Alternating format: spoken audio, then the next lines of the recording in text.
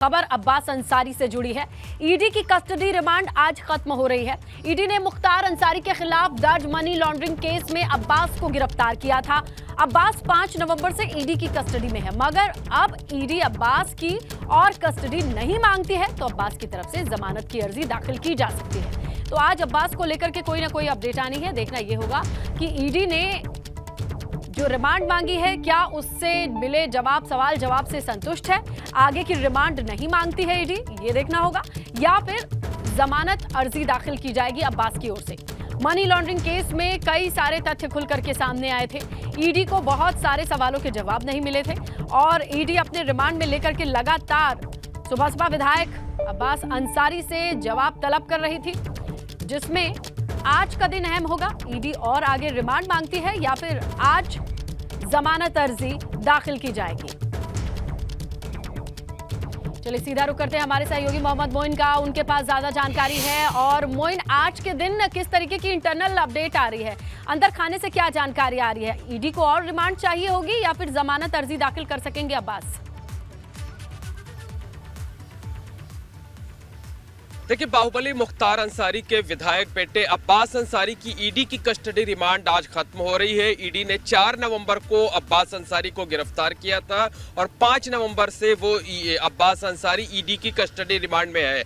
ED को पहली custody remand 7 दिन के मिले थे और दूसरी कस्टडी रिमांड 6 दिनों के मिले थे। आज ईडी की टीम अब्बास अंसारी को कोर्ट में पेश करेगी, लेकिन बहुत संभव है कि ईडी की टीम आज एक बार फिर से अब्बास अंसारी की कस्टडी रिमांड बढ़ाए जाने की मांग कर सकती है कोर्ट से।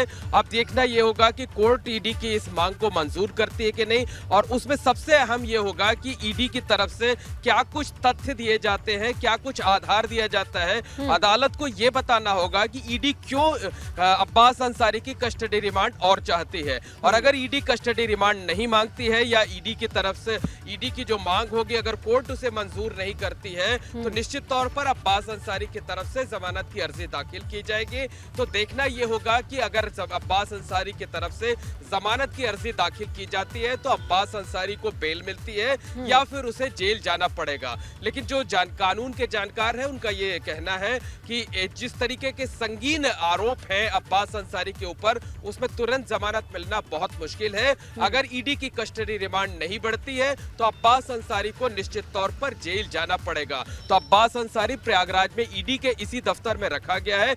यहीं पर पिछले तकरीबन 2 हफ्ते से उससे लगातार पूछताछ की जा रही है। अब्बास अंसारी के मामा सरजील रजा भी यहीं पर रखे गए हैं। कई बार दोनों का आमना सामना कराया गया है। कुछ और करीबी लोगों, रिश्तेदारों को भी समन जारी किया गया था, उनसे भी आमने सामने बिठाकर पूछताछ की जा रही है। और ईडी के सूत्रों का यह दावा है कि अब्बास अंसारी से पूछताछ में तमाम चौंकाने वाली जानकारियां मिली हैं, तमाम सनसनीखेज खुलासे हुए हैं। कुछ बैंक के कर्मचारियों से भी आमना सामना कराया गया है और इसी आधार पर उम्मीद ये जताई जा रही है कि ईडी की टीम अब्बास अंसारी की कस्टडी रिमांड एक बार फिर से बढ़ाए जाने की अपील कोर्ट से बिल्कुल मोइन, देखना ये होगा कि कोर्ट इसे मंजूर करेगा। बिल्कुल वही जो बात आप कह रहे हैं कि कोर्ट इसे मंजूर करेगा, किस आधार पर रिमांड और बढ़ाई जाए ये साबित करना होगा ईडी को, नहीं तो फिर मुश्किलें कम होती नजर नहीं आ रही हैं अब्बास की, ये भी दिखाई दे रहा है फिलहाल। शुक्रिया मोइन जानकारी के लिए।